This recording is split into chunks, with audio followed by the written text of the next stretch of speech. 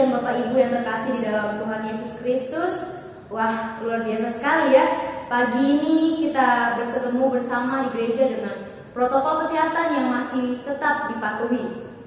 Karena zaman sekarang ini masker dan perlengkapan lainnya sudah menjadi bagian fashion ya untuk kita Bapak Ibu saudara-saudari. Karena itu merupakan kewajiban dan keharusan yang kita pakai sampai sekarang ini. Nah, menarik nih Bapak Ibu saudara-saudari, tema kita pada hari ini adalah Reborn and Growing. Nah, Bapak Ibu saudara-saudari agak bagaimana ya, karena judulnya bahasa Inggris begitu, temanya bahasa Inggris. Kalau ditranslatekan nih ke bahasa Indonesia, Reborn and Growing artinya adalah terlahir kembali dan bertumbuh. Nah, lahir kembali ini kalau kita berbicara kembali, mungkin sebagian orang masih bingung. Karena apakah lahir kembali yang maksudnya adalah reinkarnasi yang dianut oleh Buddha, atau lahir kembali seperti apa yang mau kita bahas hari ini? Mungkin kalau dalam Kristen kita sering kali mendengar lahir baru itu setelah baptis ataupun setelah sidi. Nah, Bapak Ibu saudara-saudara yang terkasih, nats bacaan kita pada hari ini adalah karena kamu telah dilahirkan kembali bukan dari benih yang fana, tetapi dari benih yang tidak fana oleh firman Allah yang hidup dan yang kekal. 1 Petrus 2 ayat 23. Wah, Bapak Ibu, apa nih maksud dari tema bacaan kita pada hari ini? Benih yang fana? Benih seperti apa itu? Kalau menurut KBBI, fana itu artinya adalah sesuatu yang hilang, bisa rusak, tidak kekal. Nah, berarti kita bisa terjemahkan di sini fana sebagai sesuatu yang bisa rusak, sesuatu yang bisa hilang, dan sesuatu yang tidak kekal. Jadi kita dapat artikan bahwa sesuatu ini fana berarti barang atau sesuatu yang mungkin tidak dapat kekal atau gampang rusak begitu. Surat 1 Petrus mau memberikan kita banyak pemahaman baru tentang ajaran-ajaran Yesus, tentang iman, kerendahan hati, kesukacitaan, dan penderitaan yang dapat terus ada kita lalui dalam kehidupan kita. Penderitaan yang sedang ataupun akan kita dapatkan nantinya merupakan sebuah pergumulan hidup, penderitaan yang akan selalu kita rasakan sepanjang kita hidup. Namanya juga hidup Bapak Ibu saudara-saudari. Kita hanya manusia biasa, tidak lepas dari namanya masalah, penderitaan itu tak lepas dari itu. Karena kita bukan manusia yang sempurna. Bahkan dalam kisah Yesus pun yang kita dengar dari Alkitab atau kita tonton sendiri pun, Yesus pun menderita. Ia memikul salib, ia disalibkan, memakai mahkota duri, ia menderita, sangat menderita Bapak Ibu saudara-saudari. Apa yang kita lihat bahwa Yesus itu menderita hanya untuk menyelamatkan dan menebus dosa kita umat manusia. Mengikut Yesus berarti kita siap memikul salib. Memikul salib dalam artian apa Bapak Ibu saudara-saudari? Kita siap menerima segala pergumulan, kita siap menerima segala tantangan dalam kehidupan kita. Namun memang pada kenyataannya, barang siapa yang mengikut aku, dia tidak akan pernah berjalan hidupnya selalu lurus-lurus saja. Pasti akan selalu bergelombang, banyak sekali permasalahan yang akan dihadapi. Namun, tenang Bapak Ibu saudara-saudari, Tuhan Yesus tidak pernah menjanjikan kita bahwa kalau menderita kita tidak akan bahagia. Kita pasti akan bahagia.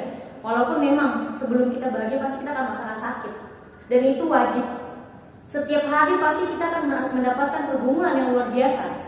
Namun, tetap Tuhan Yesus Sang Juru Selamat memberikan kita kelegaan dengan cara apa? Memberikan kita kesabaran, memberikan kita kesanggupan dan solusi untuk melewati setiap permasalahan yang kita hadapi. Bapak Ibu, saudara-saudari yang dikasihi Tuhan, nats ini mau memberitahukan kita untuk bisa lahir kembali dari kehidupan yang bersifat duniawi dan tidak kekal ini, ke kehidupan yang mengenal Allah, bahwa setiap manusia pasti memiliki dosa dan kesalahan yang menyakiti hati Tuhan. Sehingga maka dari itu kita perlu seturut dengan kehendak Tuhan. Jangan sampai kita hidup hanya untuk menyakiti hati Tuhan, hanya untuk keegoisan pribadi duniawi. Makin kesini zaman makin modern. Pola pikir manusia juga akan terus berubah seiring perkembangan zaman. Teknologi yang semakin canggih itu juga mempengaruhi lingkungan kita.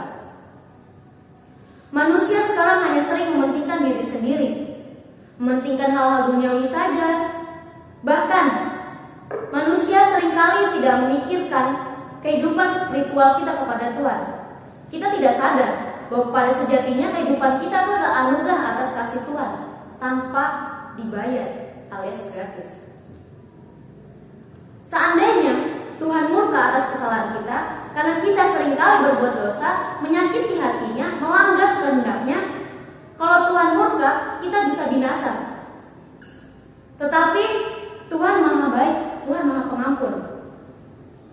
Kita tetap diajak, walaupun kita telah menyakiti hatinya, kita tetap diajak, kita tetap dirangkul, bahkan kita tetap disertai, dilindungi sepanjang hari. Saat kita sakit, kita tetap diberikan kesembuhan. Saat kita butuh makan, Tuhan penuhi. Tuhan tidak pernah meninggalkan kita, Bapak Ibu, sekalipun kita seringkali meninggalkan dan menyakiti hati Tuhan. Kita perlu sadar akan dosa-dosa kita yang telah kita perbuat. Ditambah lagi kita masih sering lupa untuk mengucap syukur karena hanya sibuk dengan kepentingan duniawi dan urusan-urusan pribadi kita. Untuk itu kita dituntut untuk hidup sesuai dengan jalan kehendaknya, semakin dekat kepadanya, dan taat serta setia kepada Tuhan yang selalu menganugerahkan kasih karunia-Nya kepada hidup kita. Saat kita mengikut Kristus, perlu adanya kesungguhan hati. Kita harus bisa meninggalkan hidup kita yang penuh dengan dosa, hidup kita yang selalu menyakiti hati Tuhan kepada terang yang ajaib. Meninggalkan hidup yang penuh dengan kegelapan, penuh dengan dosa, ke terang Tuhan yang ajaib. Dengan datang kepadanya, dengan kesungguhan hati, kita bisa ditebus. Dosa kita ditebuskan oleh Tuhan, Bapak Ibu saudara-saudara yang terkasih. Meninggalkan hidup lama yang penuh dengan dosa, menuju dan berkomitmen mengikut Kristus dengan setia dan taat. Dengan demikian, iman kita dapat diperbaharui dan dengan semakin mendekatkan diri kepadanya, kita selalu melakukan kehendaknya dan menjadi pribadi yang takut akan Tuhan.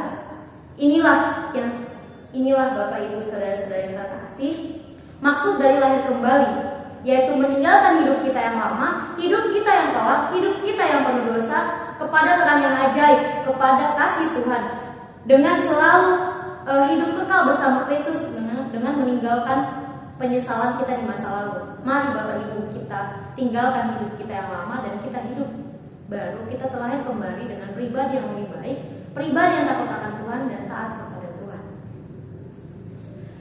Nah, Bapak Ibu saudara-saudara yang terkasih, setelah hati dan iman kita telah diperbarui, kita memiliki hidup yang baru bersama Kristus. Bukan berarti kita hanya pada sampai titik bertobat saja. Setelah kita bertobat, kita mengikut Kristus, tapi kita tidak berproses dalamnya. Itu sama saja untuk apa, Bapak Ibu? Tetapi bagaimana kita mau tetap terus hidup ada bersama Kristus tanpa harus kembali ke kehidupan kita yang lama, dengan cara apa? Dengan cara terus memperbarui iman kita, hidup kita dengan firman Tuhan yang terus bertumbuh di dalam hidup kita. Kolose 2 ayat 7 mengatakan, hendaklah kamu berakar di dalam Dia dan dibangun atas Dia. Semogalah kamu bertumbuh teguh dalam iman yang telah diberkati, dan simpanlah hatimu melimpah dengan syukur. Nas ini mau menegaskan kepada kita bahwa kita perlu berakar. Seperti pohon yang akan tumbuh, yang akan berkembang, berbunga dan berbuah, jika memiliki akar yang kuat, akar yang kokoh untuk menaungi, untuk bisa memberikan nutrisi, sehingga pohon tersebut dapat subur dan berbuah maupun berbunga. Ketika kita sudah dilahirkan kembali, karena meninggalkan hidup kita yang lama dan penuh dosa, kita perlu untuk tetap ada berkomitmen dalam Kristus dengan senantiasa bertumbuh hingga berbuah dan selalu bersama dengan Dia. Rasul Paulus dalam kitab Kolose menasihati jemaat Kolose pada saat itu agar kita tidak dapat dibodohi oleh guru-guru palsu yang ingin menyesatkan kita, yang ingin membuat iman kita jatuh. Guru-guru palsu pada zaman sekarang, Bapak Ibu saudara-saudara yang terkasih, masih banyak. Contohnya saja berita hoax yang tersebar di mana-mana tanpa sumber dan referensi yang jelas, tapi kita percayai. itu dapat menimbulkan konflik bagi kita dan sesama karena kita terlalu percaya dengan namanya kabar yang tidak jelas atau tidak tahu dari mana asalnya. Begitu juga dengan kehidupan kita bersama Kristus. Kita harus mengubah pola pikir kita yang lebih baik lagi. Bersama Kristus, kalau kita sudah menanamkan akar dan dengan kuat di dalam diri kita tentang Kristus, maka kita akan terus ada bersama Kristus tanpa bisa dipengaruhi. Kita dimanapun kita berada, kemanapun kita pergi, hal itu jika kita tetap tanamkan dalam kita tidak akan terjerumus ke hal-hal yang menyesatkan. Kita bisa berakar, bertumbuh, berbunga dan berbuah bersama Kristus dan membawa kita ke kehidupan yang kekal. Kehidupan yang senantiasa dalam lingkup penyertaan kasih Tuhan. Bapak Ibu saudara-saudari yang dikasihi Tuhan, seringkali kita melihat ataupun mendengarkan nih kesaksian-kesaksian dari orang-orang yang dahulunya hidupnya penuh dengan dosa, hidupnya kelam, baik secara langsung maupun melalui platform YouTube, melalui media sosial seperti YouTube, IG ataupun Facebook. Contohnya nih, seperti dulunya mungkin ada yang bandar narkoba, pekerja seksual, pencuri dan lain-lain sebagainya, yang pada akhirnya bertobat karena mungkin pernah mendapat teguran dari Tuhan berupa sakit, hukuman penjara, dihajar massa dan lain-lain, sehingga itu membuat dia capek, membuat dia lelah, sehingga ia mencari jalan yang benar karena ia tahu jalan yang ia tempuh salah. Apakah mereka akan menderita setelah bertobat? Apakah mereka tidak akan mendapatkan hidup yang layak karena meninggalkan pekerjaan yang bisa menghasilkan duit banyak dalam sekejap? Apakah mereka akan hidup susah karena mengikut Kristus, karena bertobat mengikut Yesus? Mungkin orang yang bertobat awalnya akan perlu adaptasi yang baru ia yakini. Dia terlahir baru dan mungkin sering akan mengalami kesulitan dalam hidupnya. Namun, barang siapa yang teguh dan percaya kepada Kristus akan memperoleh keselamatan dan jaminan hidup yang kecukupan. Tuhan tidak pernah meninggalkan setiap umatnya, setiap hambanya yang yakin dan percaya kepadanya. Akan selalu ada sukacita dan berkat dalam kehidupannya. Berkat tersebut akan terus mengalir dalam kehidupannya bagi siapa saja yang mau berdoa, berusaha dan percaya kepada Yesus, yakin dan percaya bahwa berkat itu tidak pernah tertukar.